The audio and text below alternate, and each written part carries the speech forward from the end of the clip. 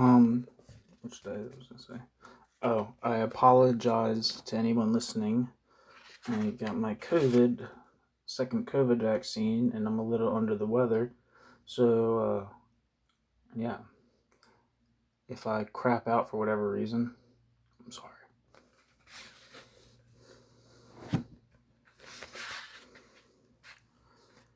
Part 1. Histories of the Transition. Chapter 1. The Commercialization Model and its Legacy. The most common way of explaining the origin of capitalism is to presuppose that capitalism's development is the natural outcome of human practices almost as old as the species itself, which required only the removal of external obstacles that hindered its realization. This mode of explanation, or non-explanation, which has existed in many variants, constitutes what has been called the, quote, commercialization model of economic development.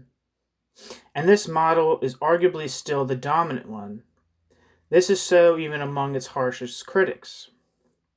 It is not entirely absent from the demographic explanations that claim to have displaced it, or even from most Marxist accounts. The commercialization model. The traditional account, which appears in classical political economy, Enlightenment conceptions of progress, and many more modern historians, is as follows. With or without a natural inclination to, quote, truck, barter, and exchange, end quote, in Adam Smith's famous formulation, rationally self-interested individuals have been engaging in acts of exchange since the dawn of history.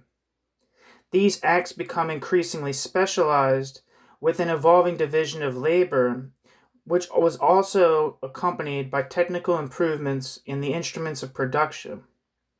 Improvements in productivity, in many of these explanations, may in fact have been the primary purpose of the increasingly specialized division of labor, so that there tends to be a close connection between these accounts of commercial development and a kind of technological determinism.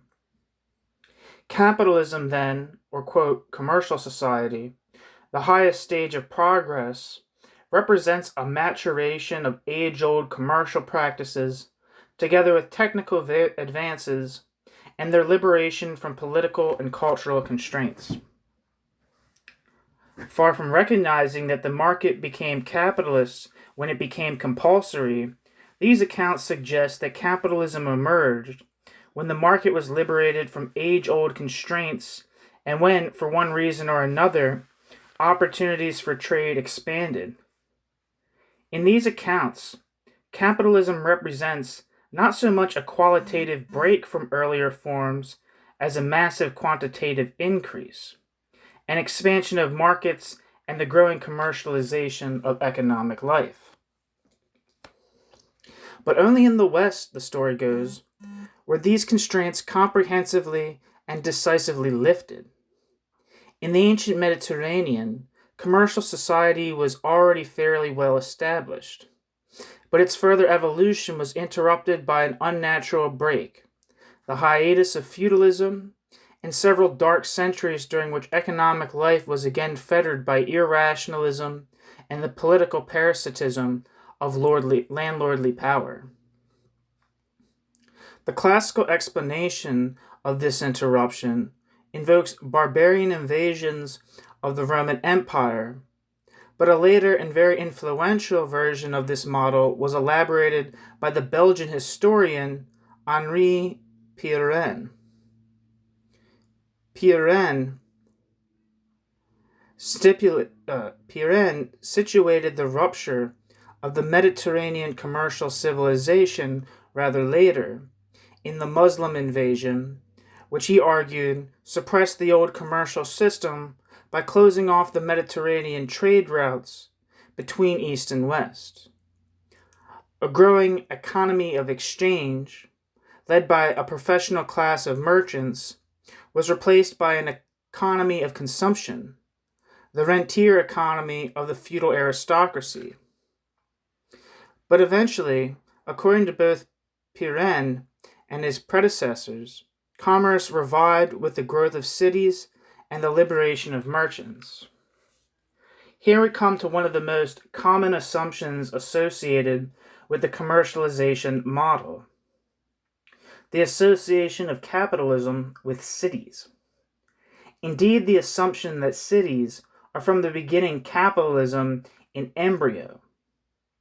In the early modern period, Pirenne argued, cities emerged with distinctive and unprecedented autonomy.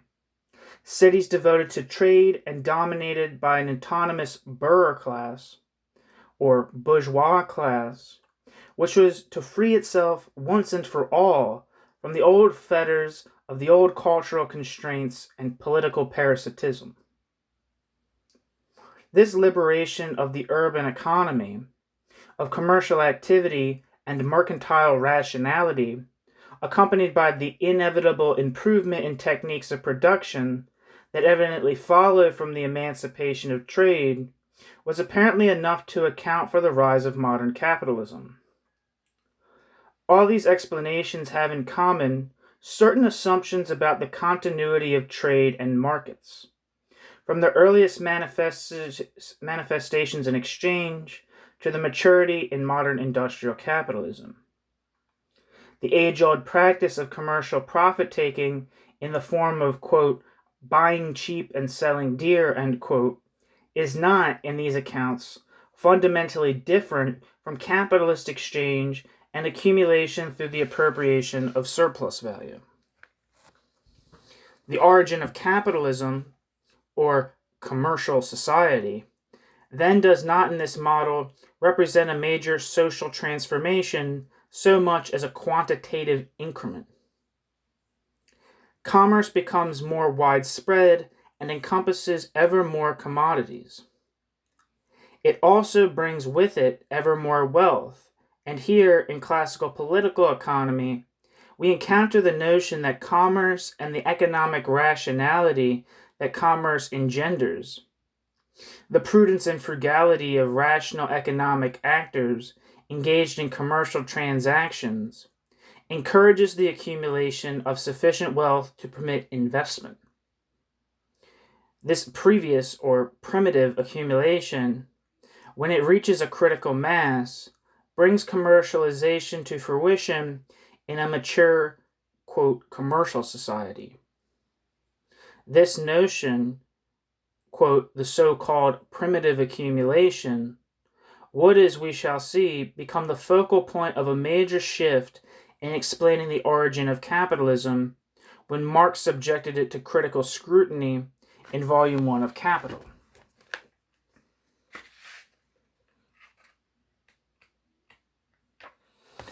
There also tends to be another common theme in these histories of capitalism: the bourgeois as agent of progress.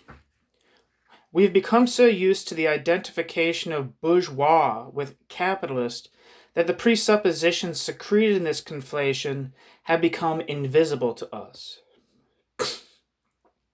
The bourg, or bourgeois, is, by definition, a town dweller. Beyond that, specifically in its French form, the word bourgeois was once conventionally used to mean nothing more than someone of non-noble status who, while he worked for a living, did not generally dirty his hands and used his mind more than his body in his work. The old usage tells us nothing about capitalism and is likely to refer to a professional, an office holder, or an intellectual no less than to a merchant.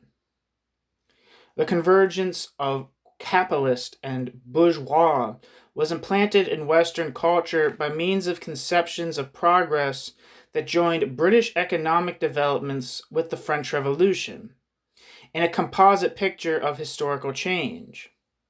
In the slippage from town dweller to capitalist via the merchant that occurs in the later use of bourgeois, we can follow the logic of the commercialization model. The ancient town dweller gives way to the medieval bourgeois, who in turn develops seamlessly into the modern capitalist. As a famous historian has sardonically described this process, history is the perennial rise of the middle class. This is not to say that all historians who subscribe to such models have failed to acknowledge that capitalism represents a historic break or transformation of one kind or another. It is true that some have tended to find not just trade, but a bit of capitalism itself almost everywhere. Especially in Greek and Roman antiquity, always just waiting to be released from extraneous impediments. But even they have generally insisted on a major shift from the economic principles of feudalism to the new rationality of commercial society or capitalism. People have often talked, for example, about the transition from a, quote, natural economy to a money economy, or even from production for use to production for exchange. Yet if there's a major transformation in these historical accounts, it is not in the nature of trade and markets themselves. The change is rather in what happens to the forces and institutions, political, legal, cultural, and ideological, as well as technological, that have impeded the natural evolution of trade and the maturation of markets. If anything in these models, it is feudalism that represents the real historic rupture, interrupting the natural development of commercial society. The resumption of commercial development, beginning in the interstices of feudalism, and then breaking through its constraints, is treated as a major change in the history of Europe. But it appears as a resumption of a historical process that was temporarily, if drastically and for a rather long time, deflected. These assumptions tend to have another important corollary, namely that towns and trade were by nature antithetical to feudalism, so that their growth, however it came about, undermined the foundations of the feudal system. But if feudalism had derailed the progress of commercial society, according to these explanations, the intrinsic logic of the market never significantly changed. From the beginning, it involved rationally self-interested individuals maximizing their utilities by selling goods for profit whenever the opportunity presented itself.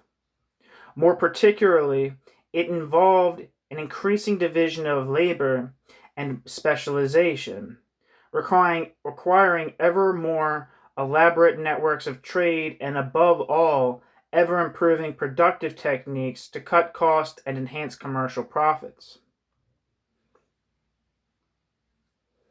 This logic could in various ways be thwarted.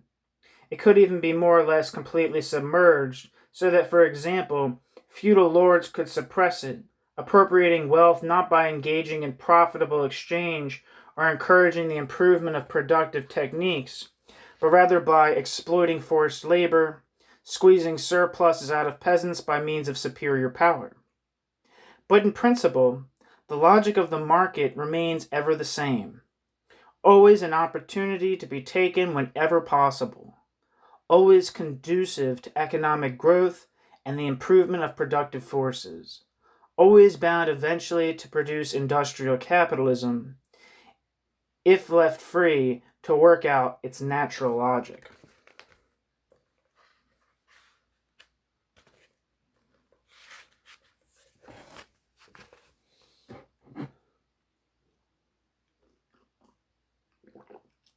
In other words, the commercialization model made no acknowledgments of imperatives specific to capitalism, of the specific ways in which the market operates in capitalism, of its specific laws of motion that uniquely compel people to enter the market, to reinvest surpluses, and to produce, quote, efficiently, by improving labor productivity.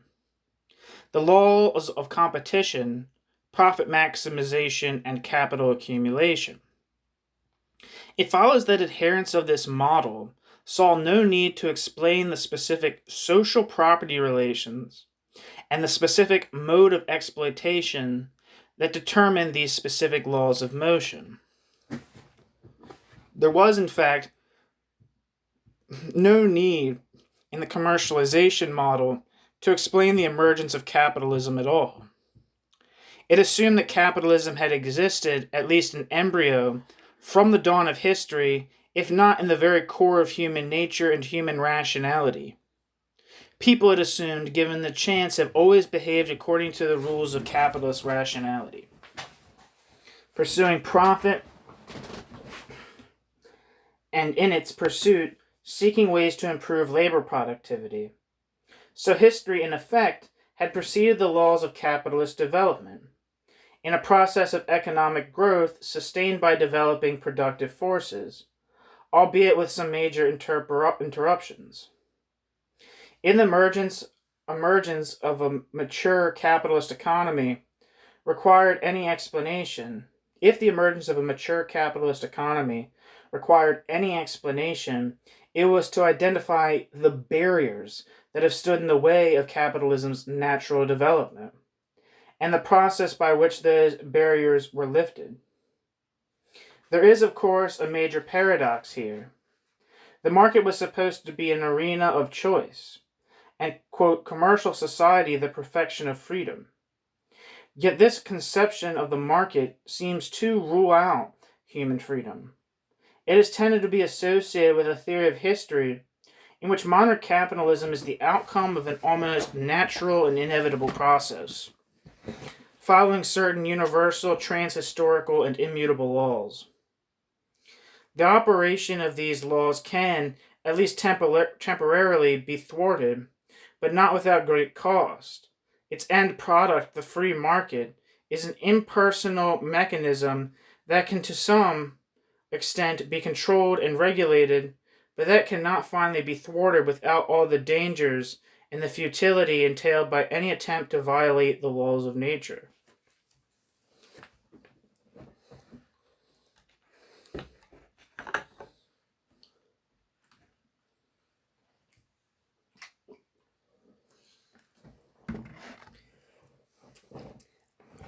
After the classic commercialization model, there have been various refinements of the basic commercialization model, from Max Weber to Fernand Braudel.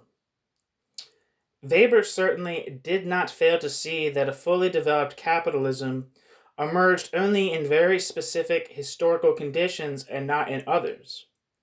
He was more than willing to see some kind of capitalism in earlier times, even in classical antiquity. But he did, after all, set out to distinguish Europe from other parts of the world, and he did, of course, emphasize the uniqueness of the Western city and European religion, especially in order to explain the unique development of Western capitalism. The point, however, is that he always tended to talk about the factors that impeded the development of capitalism in other places.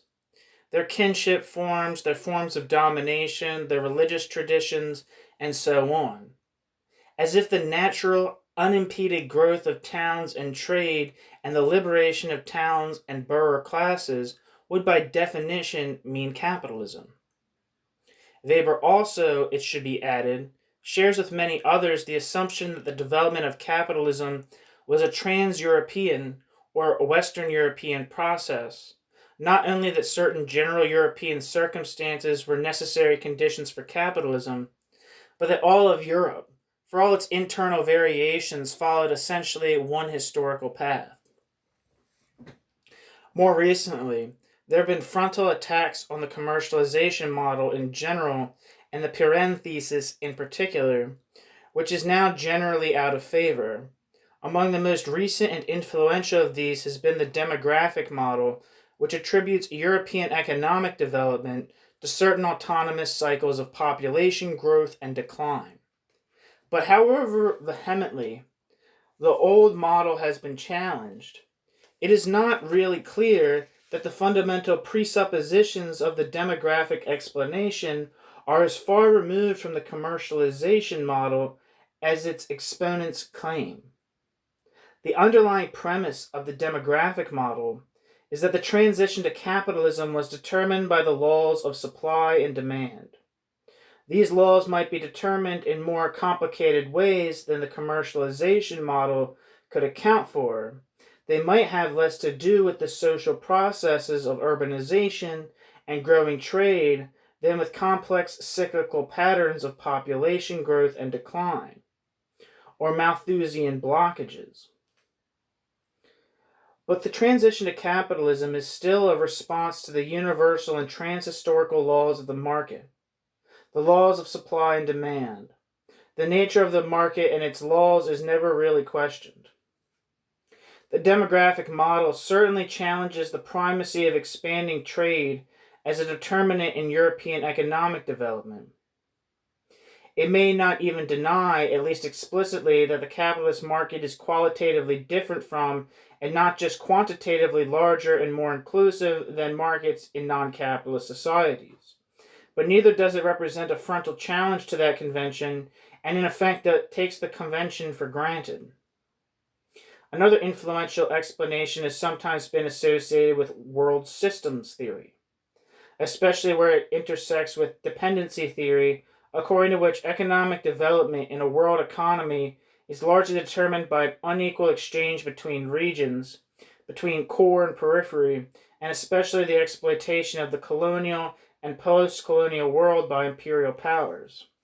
According to some applications of this theory, capitalism originated in the context of such a world economy, which emerged in the early modern period, if not before, when vast trading networks covered the globe. A central theme here is that even the most advanced civilizations of the non-European world, whose commercial and technological development far exceeded that of Europe on the eve of its breakthrough to mature capitalism, were blocked by those imbalances.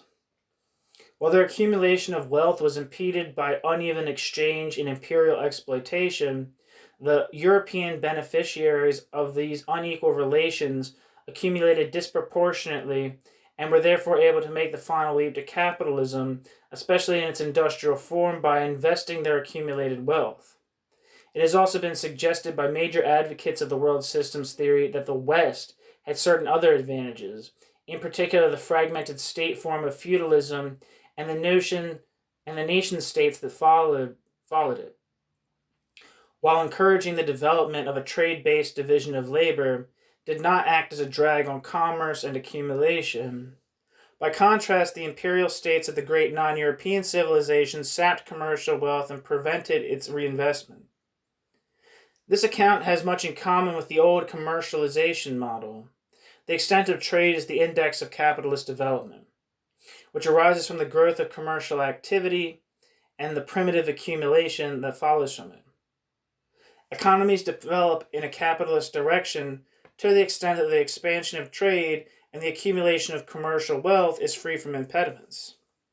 Just as the old model treated the emergence of commercial society as a more or less natural process in the absence of obstacles, this world systems theory to a significant extent shares that view or simply inverts that view. If some already well-developed economies failed to produce a mature capitalism, it was because they were thwarted by obstacles put in their way. In yet another variation on the old commercialization theme, it has been suggested that capitalism was the result of an incremental process in which in yet another variation on the old commercialization theme, it has been suggested that capitalism was the result of an incremental process in which, as the center of commercial gravity shifted from one European locale to another, from the Italian city-states to the Netherlands, or to the cities of the Hans. How do you say that? Hansa? How do you say Hansi? I'm assuming that's Hanse. I'm assuming that's for Hanseatic, like people in Gdansk, or what was called Danzig at certain points in history, the parts wherever that sea is there, Baltic Sea. My geography's bad. Let me reread that sentence anyway. So just remember when I say Hans, it's for Hanseatic. In yet another variation on the old commercialization theme, it has been suggested that capitalism was the result of an incremental process in which, as the center of commercial gravity shifted from one European locale to another, from the Italian city-states to the Netherlands or the cities of the Hansa, and from Spanish colonial expansion to other imperialisms culminating in the British Empire, each built upon the accomplishment of the last, not only expanding the reach of European trade, but also refining its instruments, such as the techniques of double entry bookkeeping in Italy, or various financial innovations and improvements in productive technologies, especially in the Netherlands, culminating in the English Industrial Revolution. The end result of this, quote, value-added process, end quote, perhaps with the help of bourgeois revolutions, was modern capitalism. In one way or another, then, whether by process of urbanization and growing trade, or by the cyclical pattern of demographic growth, the transition to capitalism in all these explanations is a quantitative expansion of commercial activity and the universal and trans-historical laws of the market. Needless to say, neoclassical economics has done nothing to displace these assumptions, not least because it is generally uninterested in history altogether.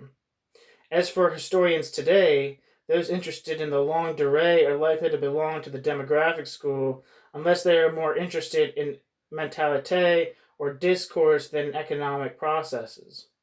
Others, especially in the English-speaking world, are generally suspicious of long-term processes altogether and are more interested in very local or episodic histories and in proximate causes.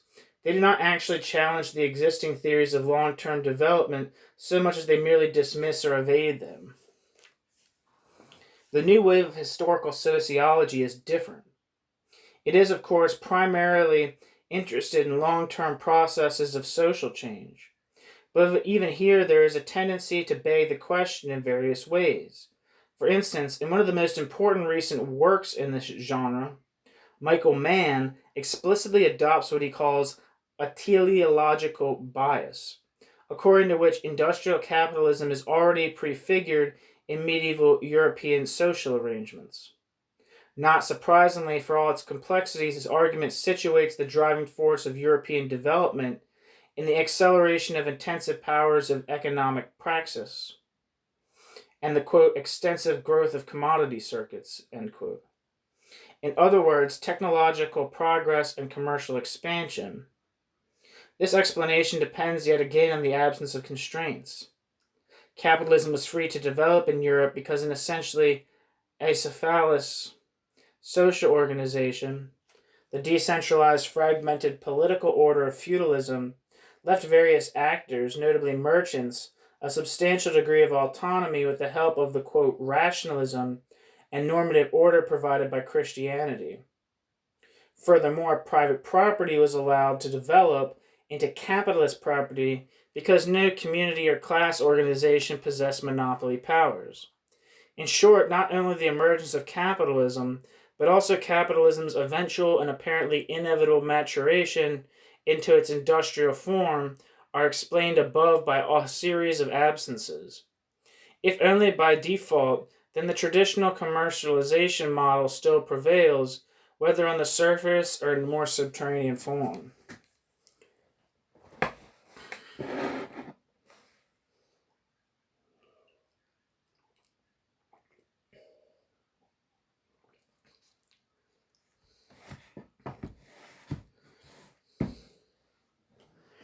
A notable exception, Karl Polanyi. In his classic, The Great Transformation, written in 1944, and other works, the economic historian and anthropologist Karl Polanyi maintained that the motive of individual profit associated with market exchange was never till the modern age the dominant principle of economic life.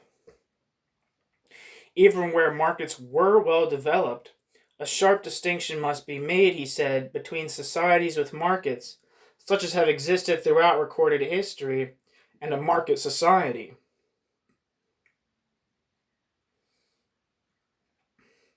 In earlier societies, economic relations and practices were embedded or submerged in non-economic kinship, communal, religious, and political relationships.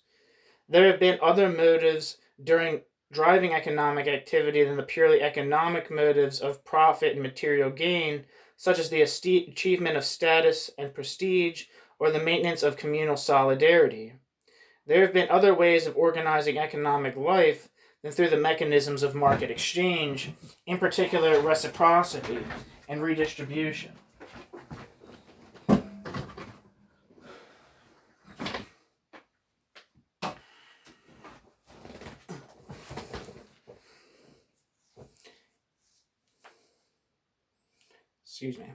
There have been other ways of organizing economic life than through the mechanism of market exchange, in particular reciprocity and redistribution, elaborate reciprocal obligations determined by, for instance, kinship, or the authoritative appropriation of surpluses by some kind of central political or religious power, and their redistribution from the center.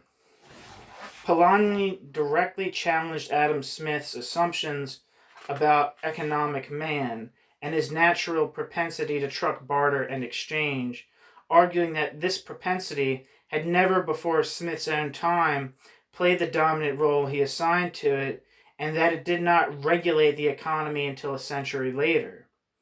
Where markets did exist in pre-market societies, even where they were extensive and important, they remained a subordinate feature of economic life, dominated by other principles of economic behavior.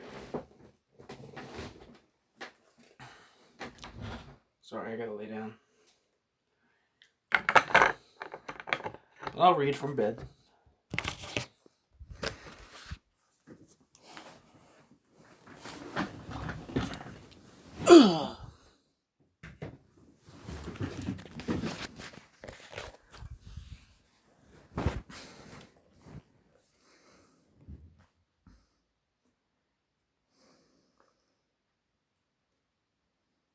Where was I? Where markets did exist in pre-market societies, even where they were extensive and important, they remained a subordinate feature of economic life, dominated by other principles of economic behavior. Not only that, these markets, even in the most wide-ranging and complex commercial systems, operated according to a logic quite distinct from that of the modern capitalist market. In particular, neither the local markets nor the long-distance trade, characteristic of pre-capitalist economies, were essentially competitive, let alone, he might have added, driven by competition.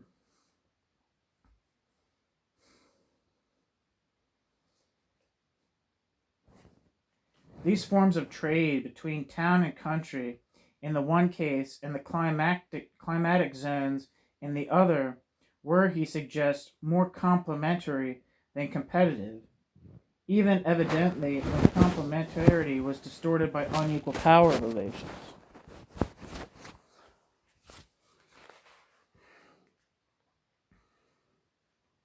External trade was simply carrying trade.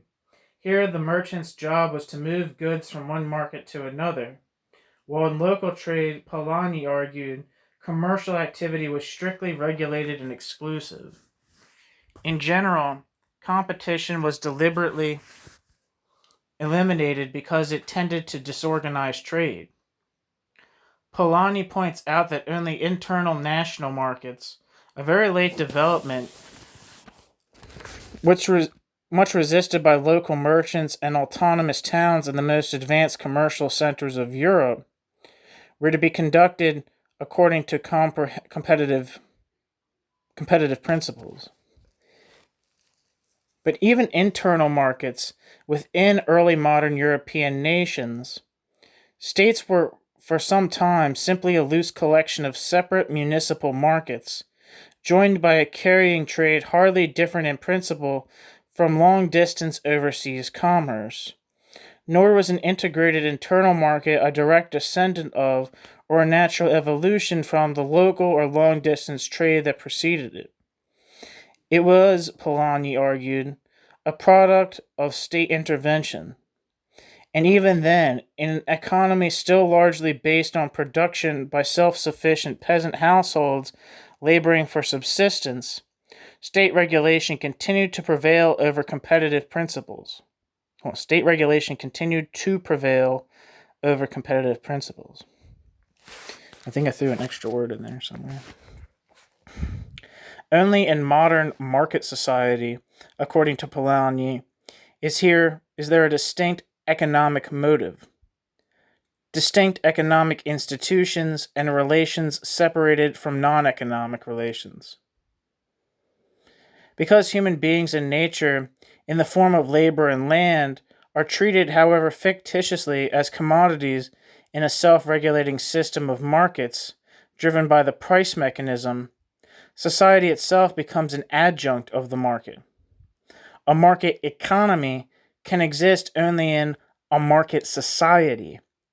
That is, a society where, instead of an economy embedded in social relations are embedded in the economy. Polanyi was not, of course, alone in noting the secondary role of the market in pre-capitalist societies. Any competent economic historian or anthropologist is bound to acknowledge the various non-market principles of economic behavior that operated in such societies, from the most primitive and egalitarian to the most elaborate, stratified, and exploitative high civilizations.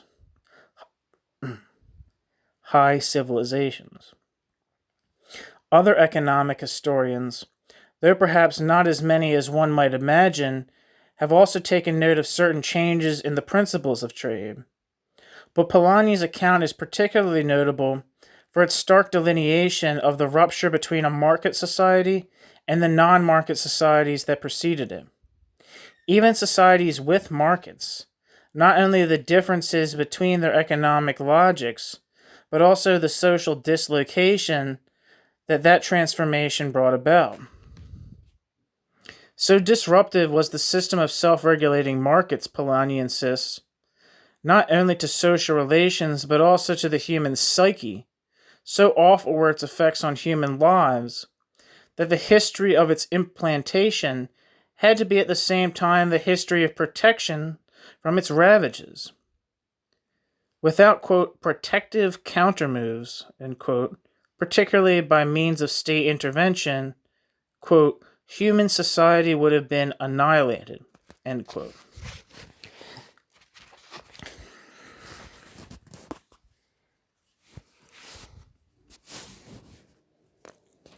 The argument in many ways represents a dramatic departure from accounts of economic development that stress the more or less benign continuities between ancient commerce and modern capitalist economy.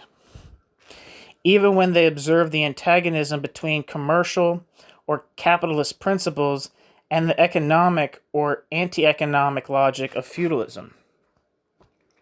But in some important respects, Polanyi's account retains significant affinities with more conventional economic histories. The main problems have to do with his explanation of the conditions in which market society emerged, the historical process that brought it into being, and what this implies about his understanding of the market as a social form. This is not the place to enter into a detailed debate about the nature of medieval English land tenure, mercantilism, the Speen-Hamlin system. I don't know what that is. If you do, then props. Or other specific historical questions about which specialists today would have reason to take issue with Polanyi. The issue here is the broader sweep of Polanyi's historical narrative and its consequences for our understanding of modern capitalism.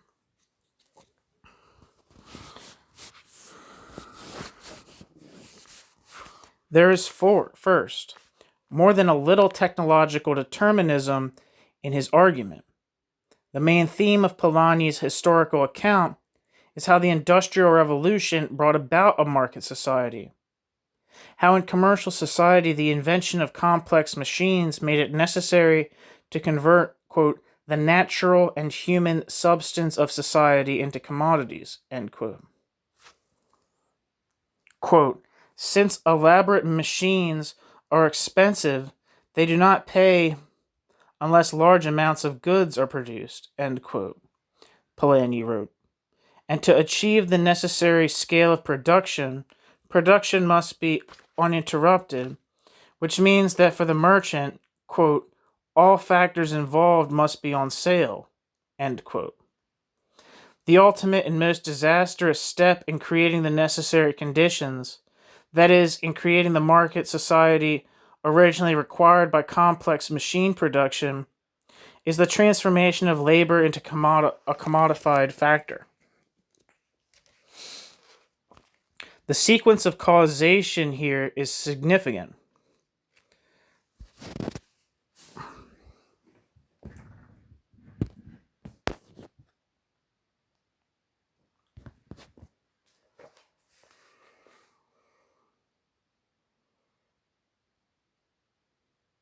The sequence of causation here is significant. The Industrial Revolution was, quote, merely the beginning, end quote, of a, quote, extreme and radical, end quote, revolution that utterly transformed society by commodifying humanity and nature. That transformation, then, was the effect of technological progress.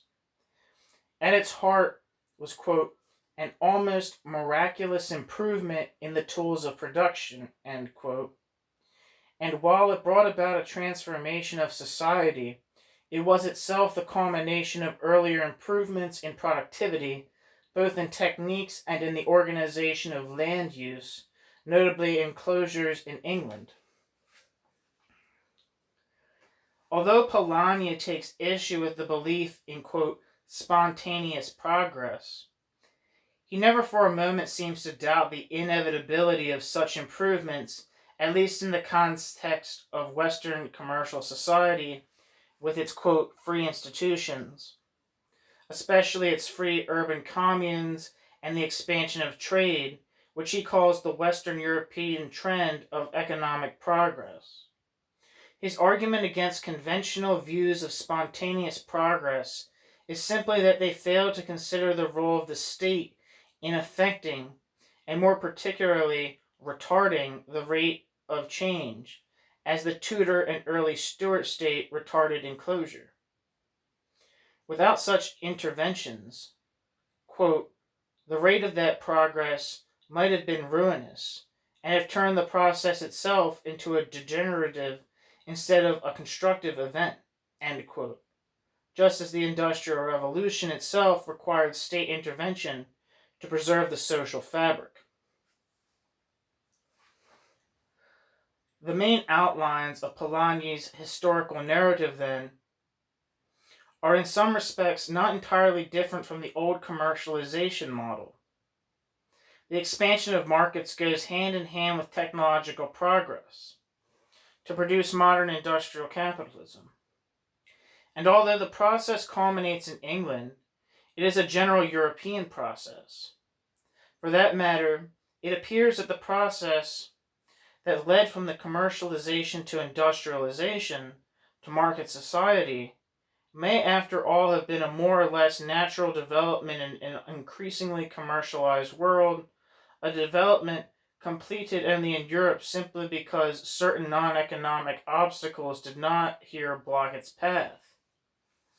As a student of Polanyi's has explained in an account of his lectures on general economic history, Polanyi argued that in contrast to an equally commercialized East, Western European feudalism was not characterized by strong bonds of kinship, clan, and tribe, so that, quote, when feudal ties weakened and disappeared, there was little to stand in the way of domination by market forces, end quote. While government intervention was required to create factor markets, quote, the developing market economy helped to destroy feudal economic and political institutions, end quote. What fails to emerge from all this is an appreciation of the ways in which a radical transformation of social relations preceded industrialization. What fails to emerge from all this is an appreciation of the ways in which a radical transformation of social relations preceded industrialization. The revolutionizing of productive forces presupposed a transformation of property relations and a change in the form of exploitation that created a historically unique need to improve the productivity of labor. It presupposed the emergence of capitalist imperatives: competition, accumulation, and profit maximization. To say this is not just to accuse Polanyi of putting the cart before the horse. The more fundamental point is that his order of causation suggests a failure to treat the capitalist market itself as a specific social form. The specific imperatives of the capitalist market, the pressures of accumulation and increasing labor productivity, are treated not as the products of specific social relations, but as a result of technological improvements that seem more or less inevitable, at least in Western Europe. The fact remains that the Great Transformation was a significant departure from conventional historiography on the transition, yet it is striking how little that important book has managed to affect the dominant model, even though there now seems to be a revival of interest in Polanyi. In general, we are still where we were. Either the question of capitalism and its origins does not arise at all, or else, even when questions are raised about how and why capitalism did emerge in some special case or cases, they tend to be overtaken by another question: why did capitalism not emerge in others? Some readers may, for example, be familiar with the idea of, quote, failed transitions, as a way of describing what happened or failed to happen in the commercial city-states of northern Italy or in the Netherlands. That phrase, failed transition, says it all.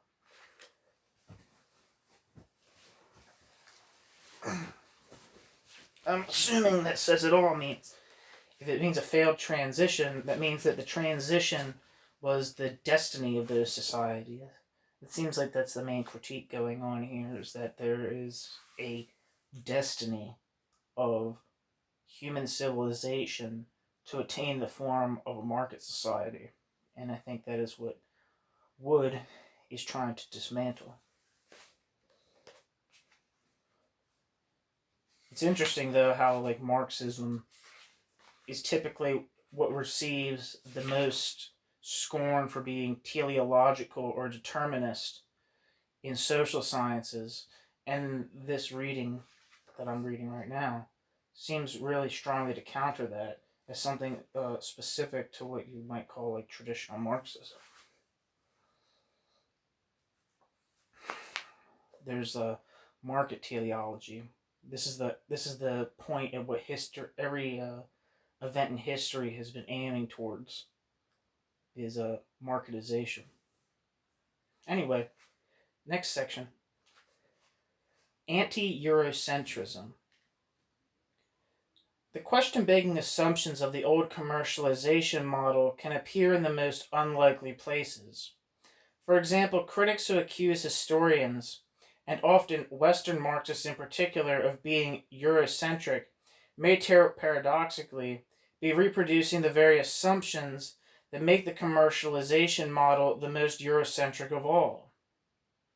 That model was based on the premise that Europe deserves the credit for lifting barriers to the natural development of capitalism, permitting it to grow to maturity from its origin in urban society and trade. At least some anti-Eurocentric arguments proceed by challenging European primacy in that achievement. But it is hard to see the advantage of arguing that non-European societies, with more highly developed urban civilizations and trading systems were further down the road of capitalist development than is acknowledged by Eurocentric versions of the model. That seems a peculiarly ineffective challenge to the old model and its naturalization of capitalism, accepting the model's very first premise. More particularly, such arguments tend to reinforce the deeply Eurocentric view that the absence of capitalism is somehow a historic failure, a rather counterproductive line of thought for critics of capitalism. There are, to begin with, serious problems involved in lumping together a very wide variety of writers in the category Eurocentrism, as if they were all centered on Europe in the same way, and if they are all shared the same contempt for non-Europeans, and as if they all share the same contempt for non-Europeans. The category includes racists who insist on the natural superiority of Europeans over Asians, Africans, and the indigenous Americans, cultural chauvinists who think that for whatever reason, the West has achieved a higher level of cultural development and rationality that has given it an advantage in every other respect, environmental determinists who believe that Europe was Europe has some distinct ecological advantages, non-racist historians who neglect or underestimate the role of Western imperialism in European history, and Marxists who are neither racist nor cultural chauvinists, nor ecologically determinists, nor inclined to underestimate the evils of imperialism, but who believe that certain specific historical conditions in Europe, which have nothing to do with European superiority, produce certain specific historical consequences, such as the rise of capitalism. Still, no one can deny that there is such a thing as European cultural arrogance. And we do have to accept that there are more than enough reasons to challenge conceptions of history that place Europeans at the center of the universe, to the detriment of the exclusion of everyone else. The idea of Eurocentrism, for all its faults, should at least put us on guard against such cultural practices.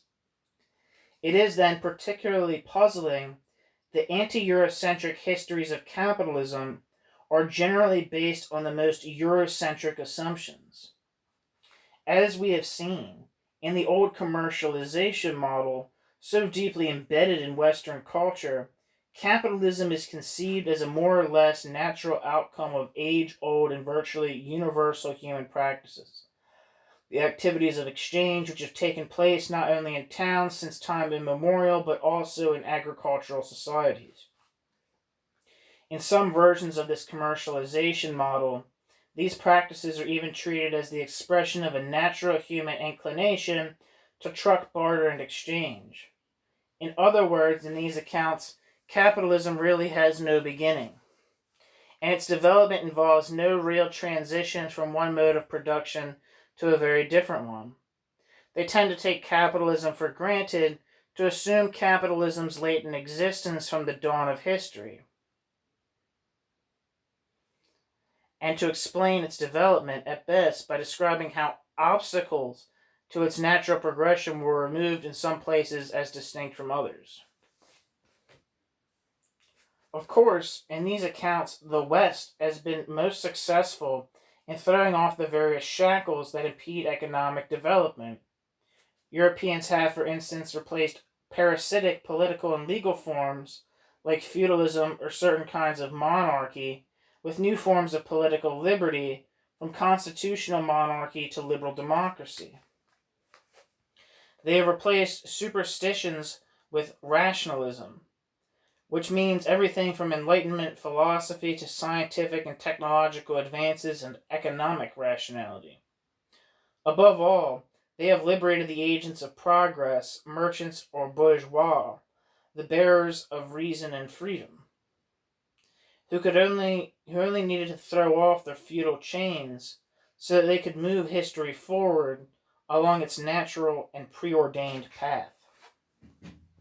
How then do anti-Eurocentric histories differ from these classical explanations of the origin of capitalism. Anti-European critiques generally take one or both of two forms. First, they deny the superiority of Europe and emphasize the importance, in fact the dominance, of non-European economies and trading networks throughout most of human history, as well as the level of technological development achieved by some of the main actors. Or second, they emphasize the importance of European imperialism in the development of capitalism. Often this has to do with the role of British imperialism, particularly the profits of the sugar plantations and the slave trade in the development of industrial capitalism. Though 1492 is also a major milestone in the early rise of capitalism.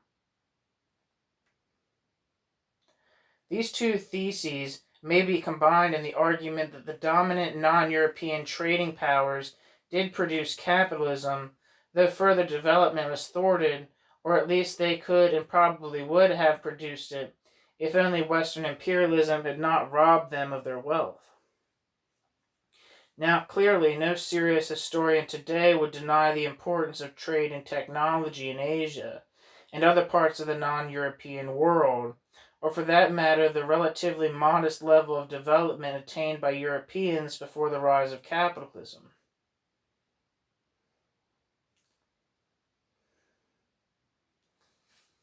Now, clearly, no.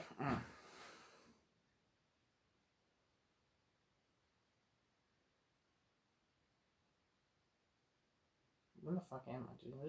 My brain just went out the window.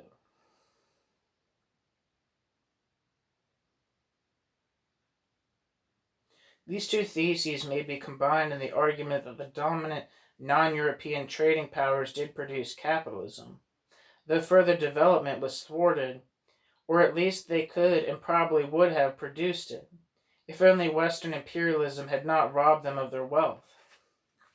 Now, clearly, no serious historian today would deny the importance of trade and technology in Asia and other parts of the non-European world, or for that matter, the relatively modest level of development attained by Europeans before the rise of capitalism.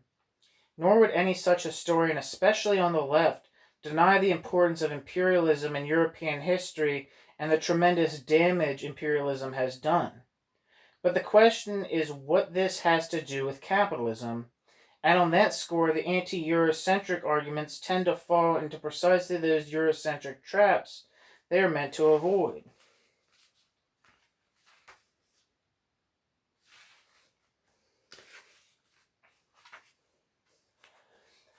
The remarkable thing about anti-Eurocentric critics is that they start from the same premises as do the standard Eurocentric explanations, the same commercialization model, and the same conception of primitive accumulation. Traders or merchants anywhere and everywhere are potential, if not actual, capitalists, and the more active, wide-ranging, and wealthy they are, the further they are along the road of capitalist development. In that sense, many parts of Asia, Africa, and the Americas were well on their way to capitalism before European imperialism in one way or another blocked their path. None of these critics seems to deny that at some point Europe did diverge from other parts of the world, but this divergence is associated with, quote, bourgeois revolution, and or with the advent of industrial capitalism, once enough wealth had been accumulated by means of trade and imperial expropriation. Since trade was widespread in other parts of the world, imperialism was the really essential factor in distinguishing Europe from the rest because it gave European powers the critical mass of wealth that finally differentiated them from other commercial powers. These accounts tend to suggest not only that European development was basically the rise to power of the bourgeoisie, but also that advanced and wealthy non-European civilizations are in effect cases of arrested development, because even if through no fault of their own they never did throw off their shackles by means of bourgeois revolution.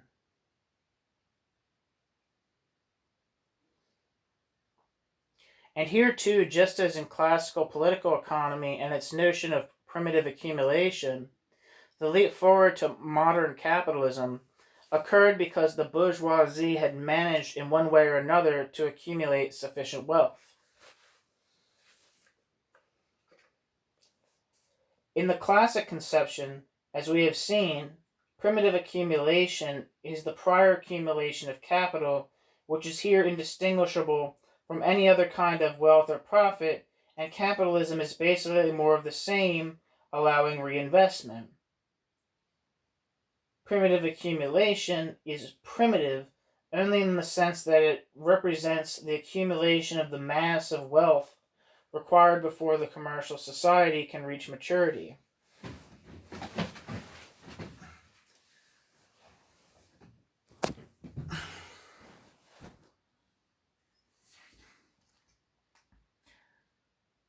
Where the hell am I?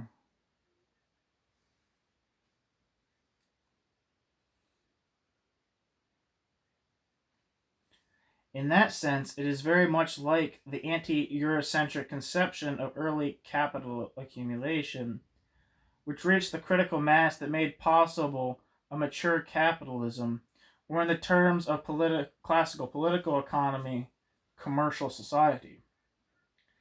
Like classical political economy, such anti-Eurocentric arguments evade the issue of the transition to capitalism by presupposing its existence in earlier forms. As we shall see in the next chapter, a decisive break from the classic model came with Marx's critique of political economy and its notion of primitive accumulation. His definition of capital, not simply as wealth or profit, but also as a social relation, and his emphasis on the transformation of social property relations as the real primitive accumulation. Yet critics of Eurocentric history have more or less returned to the old notion, even at the point where they diverged most emphatically from the classic Eurocentric histories in their emphasis on European imperialism as the chief impediment to non-European development. They simply invert an old Eurocentric principle. In the old accounts, Europe surpassed all other civilizations by removing obstacles to the natural development of commercial society. In the anti-Eurocentric version, the failure of non-Europeans to complete the process of development, despite the fact that they had already come so far, was caused by obstacles created by Western imperialism. Okay, get some water real quick. I'm dying here.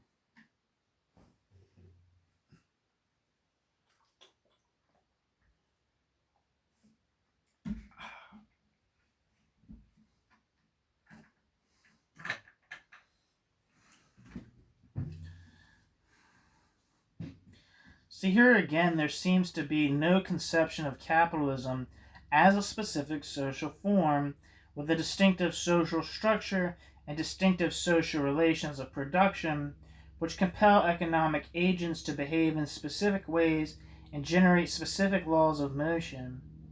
Here again, there is no real transition. In much the same way that the old Eurocentric arguments took capitalism for granted. This one, too, avoids explaining the origin of this specific social form, or to be more precise, denies its specificity, and hence evades the question of its origin, by assuming its prior existence, sometimes called proto-capitalism, not to mention even earlier forms of trade and mercantile activity. There is no explanation of how a new social form came into being. Instead, the history of capitalism is a story in which age-old social practices, with no historical beginning, have grown and matured unless their growth and maturation have been thwarted by internal and external obstacles. Internal or external obstacles. There are, of course, variations on the old themes, most of all the attack on imperialism. There are also other refinements like the idea of bourgeois revolution, though even this idea, no matter how much it is dressed up in Marxist trappings, is not fundamentally different from Eurocentric bourgeois accounts that treat the bourgeoisie as agents of progress and credit them with throwing off the feudal shackles that impeded it. But whatever variations are introduced into the story, basically capitalism is just a lot more of what already existed in proto-capitalism and long before. More money, more urbanization, more trade, and more wealth. Such anti-Eurocentric arguments suggest that an emphasis on the historical specificity of capitalism, its distinctive nature, and its specific historical origin is a brand of Eurocentrism. Yet surely there is no more effective way to puncture the Western sense of superiority than to challenge the triumphalist convictions of that Western path of historical development. Conviction that the Yet surely there is no more effective way to puncture the Western sense of superiority than to challenge the triumphalist conviction that the Western path of historical development is the natural and inevitable way of things. It seems completely self-defeating to try to challenge this triumphalism by appropriating its most basic assumptions about the nature of capitalism. It is surely even more perverse to validate the superiority of capitalism by treating it as the universal standard of merit and progress. It is as if, by claiming capitalism for itself, Europe is appropriating all that is good and progressive, as if a different historical path represents failure, and as if we can affirm the value of other societies only by claiming that they really did develop capitalism, or at least proto-capitalism, or that they could and would have done so had history been allowed to take its natural course. This is not to deny that much remains to be said about the connection between capitalism and imperialism, but to understand that connection and to mount an effective challenge to Eurocentric neglect of Western imperialism requires us to take into account the very specific conditions in which traditional forms of colonialism were transformed into capitalist types of imperialism. That means acknowledging the very specific effects of capitalist social property relations. This question will be taken up in Chapter 6. Thanks for listening, everybody. It was hard for me to get through.